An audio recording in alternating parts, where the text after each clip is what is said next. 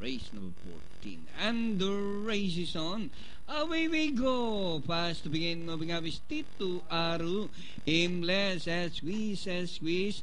And on the outside, away we go. Echo Mac running 6th position. Escapo Telenovela.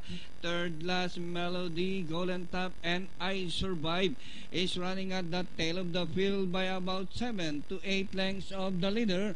Back to the front runner, Tito Aru, followed by Himless. Echo Mac racing on the outside as squeeze.